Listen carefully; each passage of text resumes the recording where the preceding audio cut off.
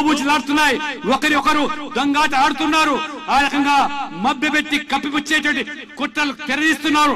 కాబట్టి సిబిఐ జోక్యం చేసుకోవాలని చెప్పి పిలుపునిచ్చాం.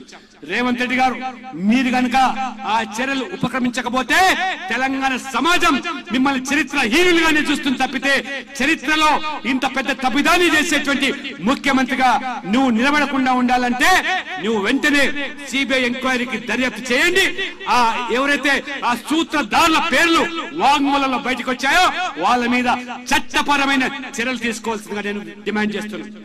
ఎంతగా దిగజారారు మా యొక్క జాతీయ నాయకుడు బిఎల్ సంతోష్ గారు.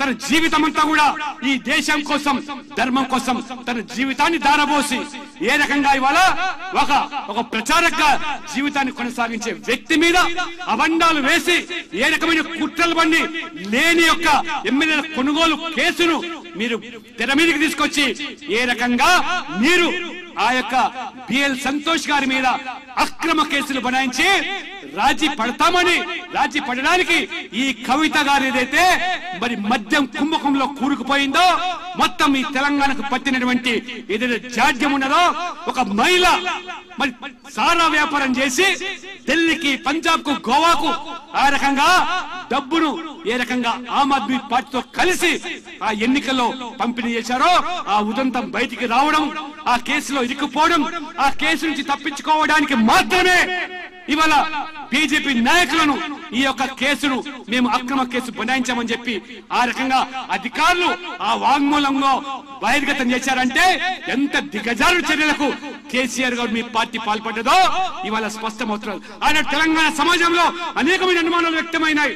బీజేపీ ఆ యొక్క అధికార పార్టీ ఎమ్మెల్యేను కొనుగోలు చేయడానికి జరిగినటువంటి ఉదంతం అనేటువంటి ఒక భావన కల్పించే ప్రయత్నం చేశారో, అదృష్టవశాత్తు ఆనాడు నిజంగా భగవంతుడు ధర్మం వైపు ఉన్నారు కాబట్టి ధర్మం వైపు పనిచేసే బీజేపీ జాతీయ నాయకులను ఏ రకంగా ఆదుకున్నాడు. లేనట్లయితే మీరు అరెస్టు పేరు మీద వాంగ్మూలంలో అధికారి చెప్తాడు, ఆ అరెస్టు పేరు మీద ఆ సంతోష్ జీ బీజేపీ అరెస్టు పేరు మీద కవిత యొక్క ఆ కుంభకోణాన్ని రాజీ పడడానికి ఉపయోగించారని చెప్పి బాటంగా వ్యక్తపరిచాడంటే ఎంత దిగజారుడు నికృష్టమైనటువంటి రాజకీయాలకు ఈ పార్టీ బీఆర్ఎస్ పాల్పడ్డదో ఆ పార్టీ ఉపేక్షించేది లేదు.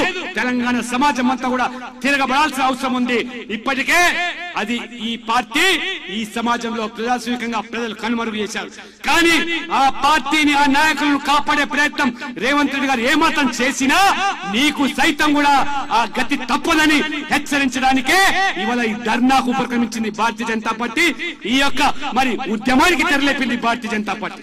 ఇవాళ రాష్ట్ర అధ్యక్షులు కిషన్ రెడ్డి గారు చాలా స్పష్టంగా ఫలితాలు 4వ తేదీ వస్తున్నప్పటికీ, కేంద్రంలో మళ్ళొకసారి మనం 3వసారి అధికారంలో వస్తున్నప్పటికీ ప్రజాక్షేత్రంలో ప్రజా పోరాటానికి సమాయత్తం కావాలని చెప్పి ఇచ్చిన పిలుపు మేరకే ఇది నాంది మాత్రమే, శ్రీకారం మాత్రమే. మండలాల వారీగా, గ్రామాల వారీగా, జిల్లాల వారీగా ఉద్యమాన్ని తీవ్రతరం చేస్తాం.